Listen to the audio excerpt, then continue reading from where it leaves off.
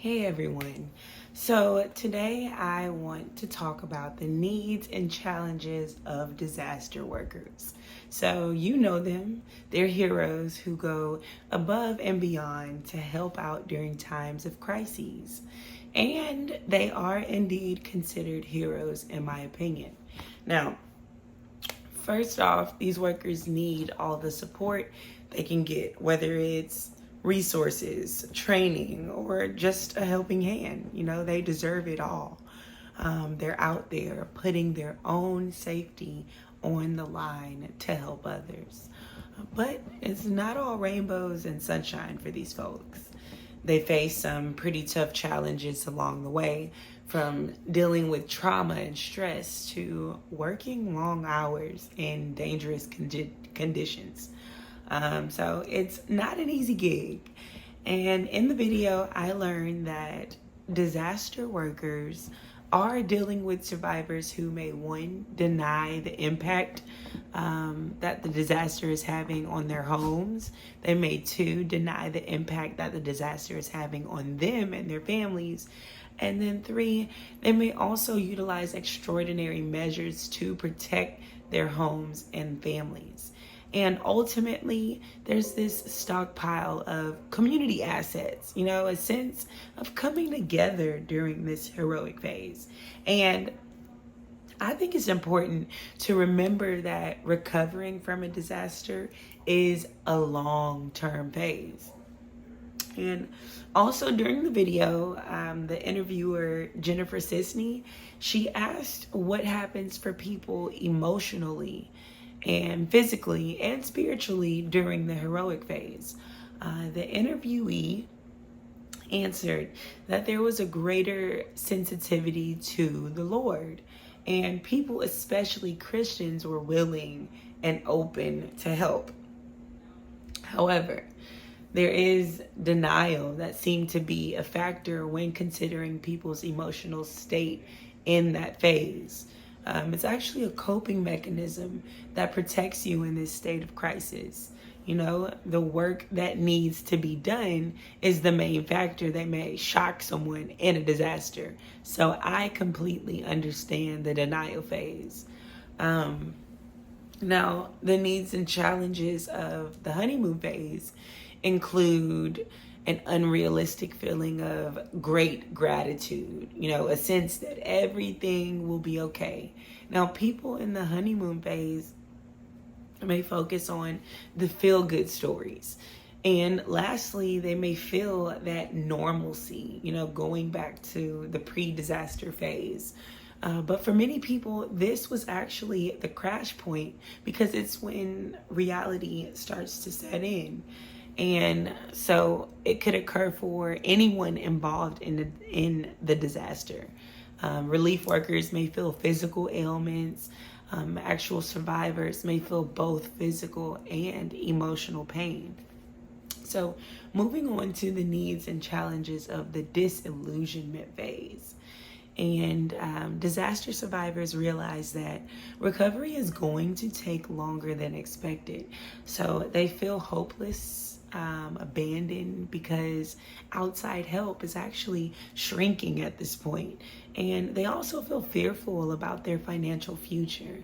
So they feel helpless and angry, and there's a sense of futility. So, that feeling of being unproductive. Because fear, anger, and hopelessness sets in, there may be an increase in depression, PTSD, and also suicide. And during the reconstruction phase, survivors begin to develop a, new normal, and they may experience a post-traumatic growth and, an increase for need for mental health services due to the dysfunctional coping skills such as drinking, gambling, or relationship struggles. And it's a long journey to recover after a devastating loss. It's still a long phase, a long healing phase. So some other issues that may arise after a traumatic event could include addiction, violence, also domestic violence, and an increase in actual alcohol and drug use.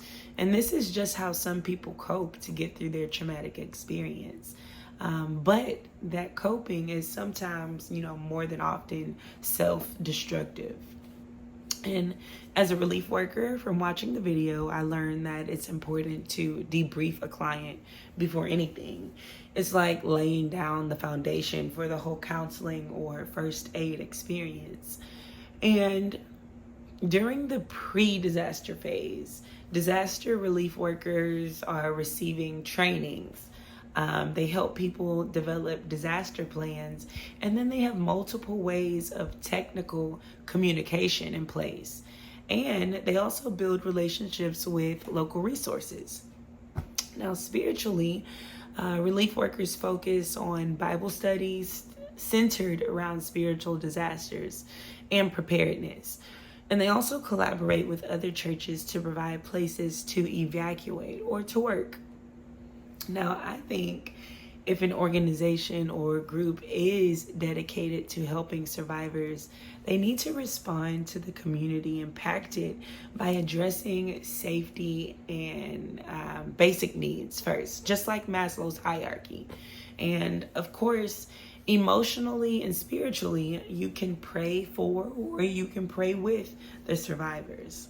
Now, from my personal experience going through Hurricane Harvey, my family's home was completely flooded out, and I was living with them at the time. And then all of a sudden, I didn't have anywhere to live. So I bounced from couch to couch, but I continued to praise dance for a group that traveled around the world. And they ministered to various populations and congregations. And after Hurricane Harvey, we were asked to go to Washington, D.C. to minister for the Black Caucus at their breakfast. And I just remember feeling excited to stay in a hotel room, to sleep in a bed. I wasn't even thinking about, what blessings I would receive just from being there, being around those people. I met Kamala Harris. And then I also met Congresswoman Sheila Jackson Lee, and she provided me and my family with hotel rooms for 1 year so that we could repair our home. And that wasn't it either. So many people from the DC community took our addresses and sent us basic items like toiletries. And those are items that we actually take for granted until a crisis happens. So I remember feeling empowered through a network community. Now, non-governmental organizations, NGOs, have considerable and well-suited experience in managing social structures and mobilizing forces for relief, rehabilitation, and reconstruction work in times of disasters. Most NGOs have specialized treatments and have grown out of various sections of society, such as labor farmers, students, youth, a trade union, and women's and religious groups.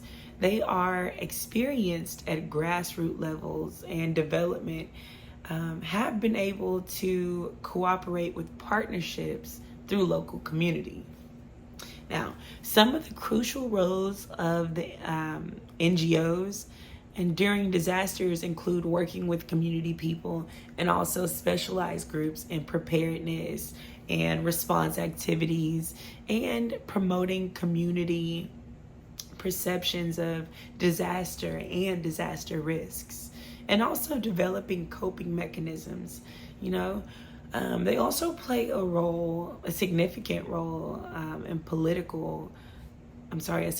political role. So at times, the voice of the people are disadvantaged groups, and so they create political pressure, and then political financial access, and that allows them to create partnerships with government disaster management agencies. And members of civil societies such as youth groups, community and church organizations may not be official responders, but they do provide valuable support to communities. They help in community disaster management, which is the cornerstone of national disaster management systems. So the importance of all of these stakeholders should not and cannot be underestimated. Disaster management is a collaborative venture. The government can neither do everything nor do it all at the same time, if you know what I mean. So the more people support the disaster management process, the more it becomes effective. And each stakeholder has a role to play. You know, the public, the community, and above all, the affected people are critical players. So at the end of the day, disaster workers are out there, you know, doing the work to keep everyone safe. And, you know, we want to always empower people spiritually, empower them mentally, whatever it is that they need to get through this time. So thank you all for listening and take care.